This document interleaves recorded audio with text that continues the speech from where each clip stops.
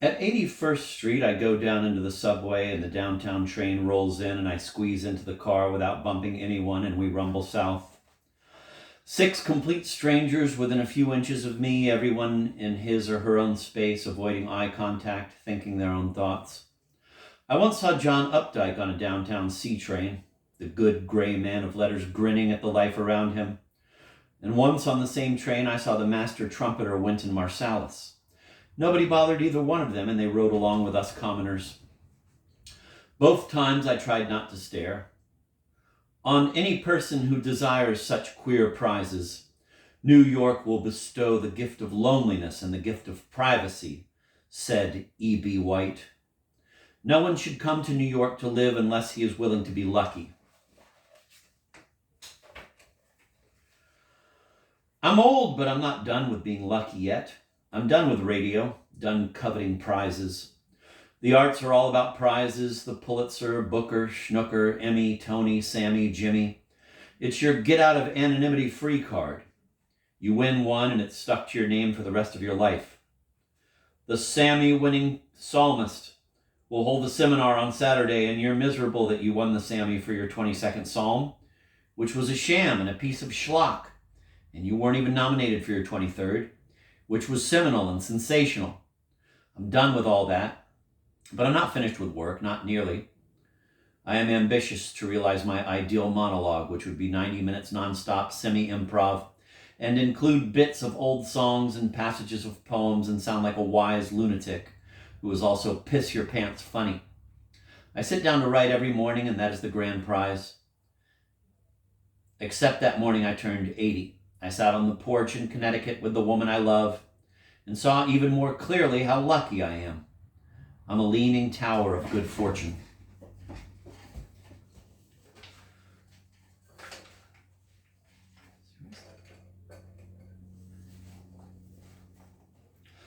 I heard the church bells that Sunday morning and might have put on my shoes and gone, but I felt blessed already. Dancers wear out their cartilage and have to open a studio over the dry cleaners and teach tango and foxtrot to lumbering, flat-footed klutzes.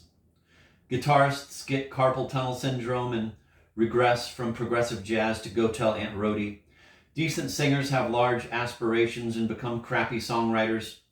Painters inhale toxic fumes and must take jobs at Walmart. Composers wheedle an NEA grant to compose an orchestral suite called, quote, Passages, end of quote, that is performed once at Yale and everyone is glad when it's over, and the premiere is also the derriere. But we prose writers are unsinkable. I went for a walk in February around the Central Park Reservoir, and I banged my head hard on a low-hanging tree limb and knocked myself down, and I came home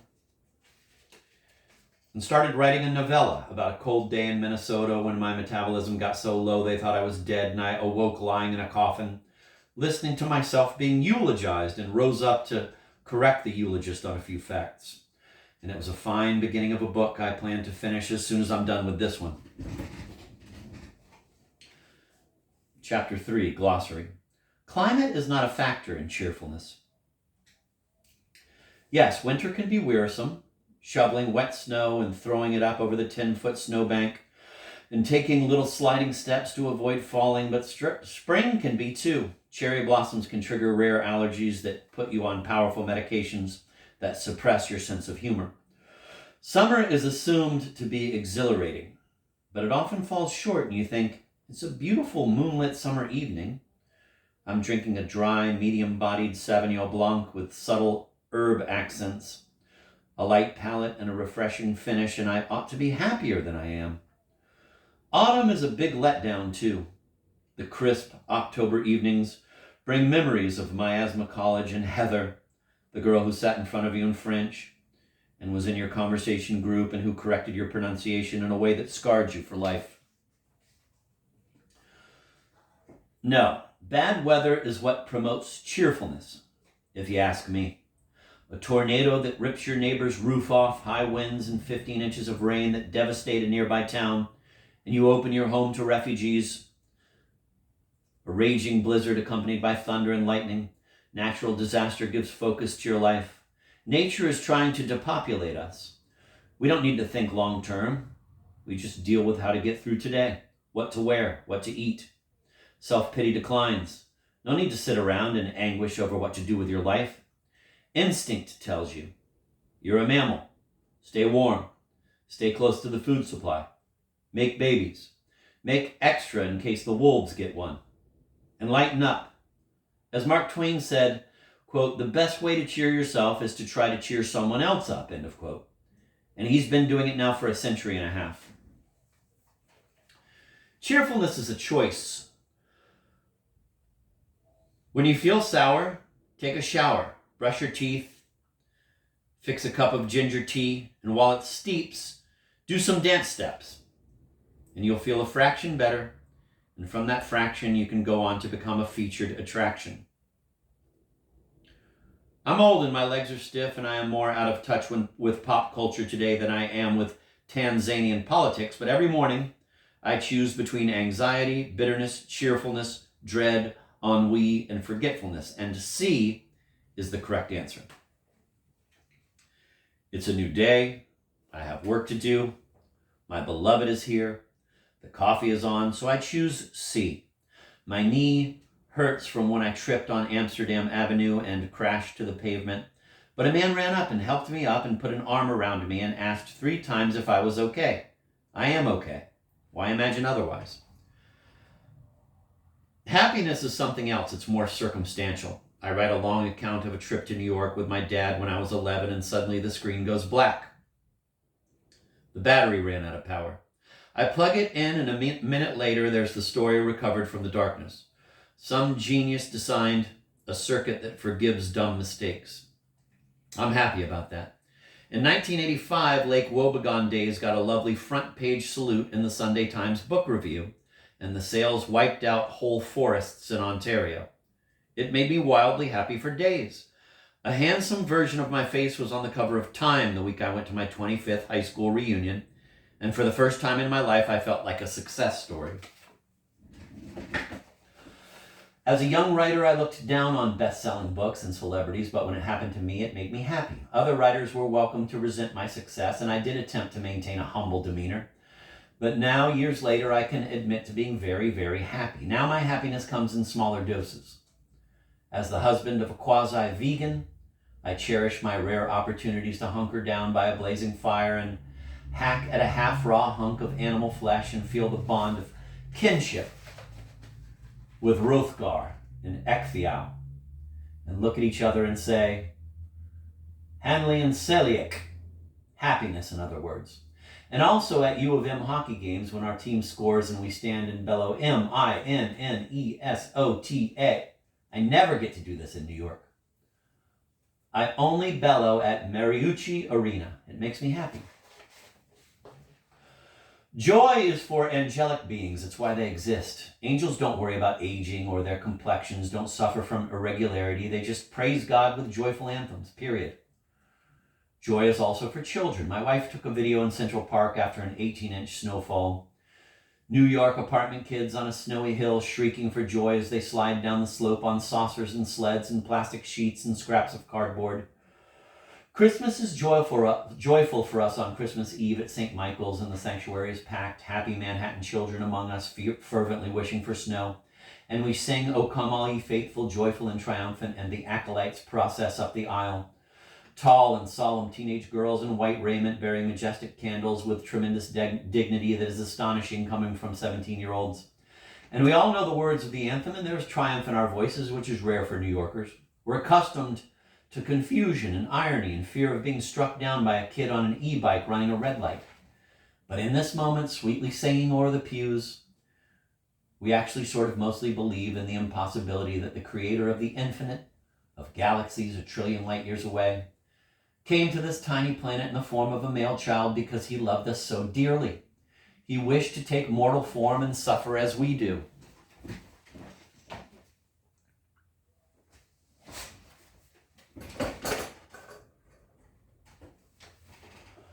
By rights, it should be a midnight service. It used to be, but we're older now, so it's at 9, and toward the end, they turn out the lights, and we stand, lighted candles in hand, and sing Silent Night, Holy Night, all is calm, all is bright.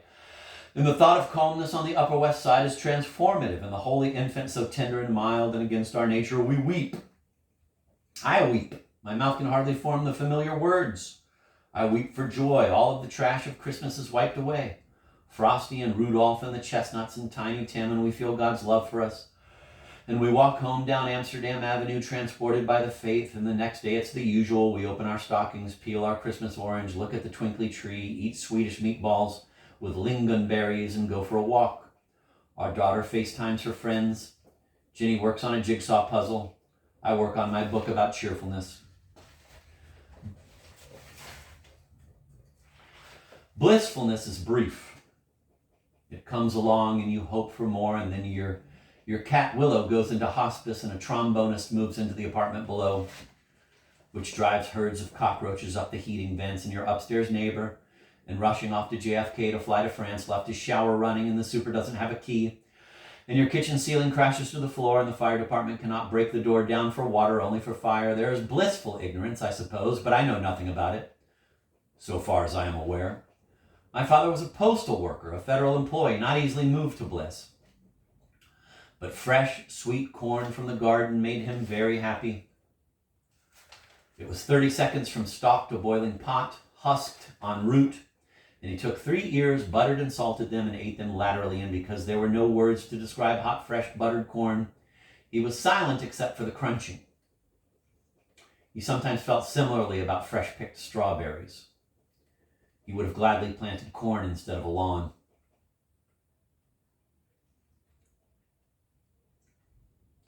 Grass was about respectability. He preferred blissfulness. I once spent a semi-blissful week in a pink stucco 1929 hotel in La Jolla, my wife reading on a chaise under a palm tree, our daughter swimming laps in the pool, me looking out on the Pacific where sea lions fraternize and waves crash on the rocks.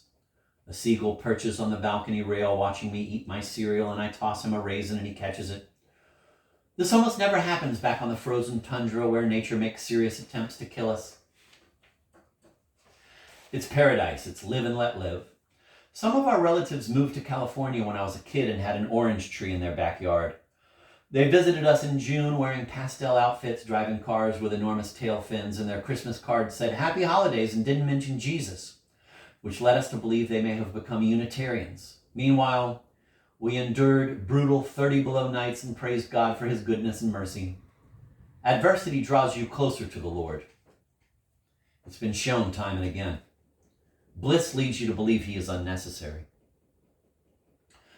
Jubilation is rare, but I remember it from the Cyclone roller coaster at the Minnesota State Fair when I was 16 and my girlfriend Corinne dared me, and so we did.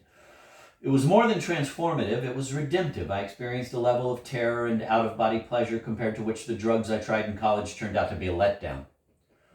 Corinne and I came back in a daze of pleasure, and we lay in a pile of leaves by the river, and we kissed and necked and ignored her mother calling her name. And we slipped our hands into each other's clothing, and I knew it was wrong, but I loved it with my whole heart. She was a wonderful kisser for a girl who got straight A's and was fluent in German and headed for Carleton College. She wanted me to kiss her everywhere, and I tried to please her, and then her dad came looking for her, and I came home around 11 p.m., and my mother was at the door.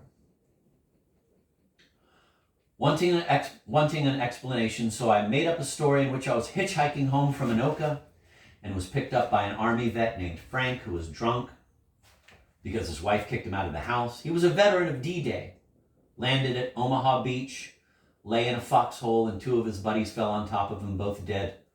I told this story over my shoulder, avoiding eye contact as I put my stuff away and made a sandwich and went to the toilet.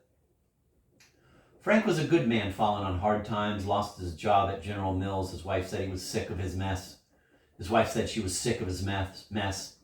And now he was too drunk to drive, so I drove him back to the Pierce Motel in Anoka, and I hitchhiked back home. I had never lied in such extensive detail as this, and it was all to defend a girl's reputation. She said, "What was his last name?" I didn't know. He hadn't told me. "What did he look like?" He was short, unshaven, wore wire-rimmed glasses and a fedora.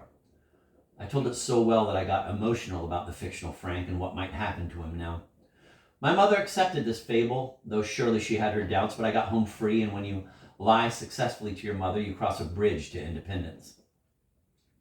I'd already crossed one with Corinne, and now from the vantage point of 80, I see this day as transformational and redemptive both, a rare combination. Having escaped death on the Cyclone, rocketing around on an elevated track on a flimsy wooden frame assembled by drunken carnies, many of them ex-felons, I had dived into the darkness of carnal delight with a friendly girl who said, "I don't want to get you in trouble," which I found exciting. The prospect of trouble, the fact that I had my hand up under her shirt and we were kissing and she was sighing in a melodious way. Corinne was one of the smartest girls in Anoka High and went on to find a more sophisticated boyfriend, maybe a braver one. And we remained friends until she committed suicide in 1986 in Lake Cayuga. I grieve for her still. The evening in the leaves is as vivid in my mind as if it happened last Saturday. I still think I could have taken her into custody and saved her life. I now try to remember her playing the piano, me sitting by her singing On the Road to Mandalay, where the flying fishes play and the dawn comes up like thunder over China, across the bay. I was lucky to have known her as long as I did, and I have to leave it at that. God, be merciful and grant her peace. Elation, too, is momentary. With bases loaded, 2 outs in the top of the 8th, our center fielder makes an incredible racing outstretched catch at the fence, killing the rally, and trots in toward the dugout. As we whoop and cheer and see it twice on replay, and once you know the outcome, the elation is gone. What's really remarkable is the fielders tossing the ball to the kids in the bleachers, a casual underhand toss that clearly says, "No big deal, that's what they pay me to do." I feel elation at the Metropolitan Opera watching Aida with the ridiculous Act II procession of triumphant Egyptians hauling wagon loads of defeated Ethiopians through a set the size of the grain silos of Omaha, with trumpet fanfares, 4 horses, an elephant, camel, ballet dancers, spear carriers, priests, the Met chorus in their robes and sandals singing the march, which sounds good in Italian, but the English is dumb. We won the war, and so we wear the lotus and the laurel. They smell good, and we don't care if you think the war was immoral. My translation. It's a 4-hour show, including 2 intermissions, with long lines of women desperate to pee, and when it ends with Aida and Red M's locked into the tomb, singing their beautiful farewell to this earth, I feel elated to be able to go home.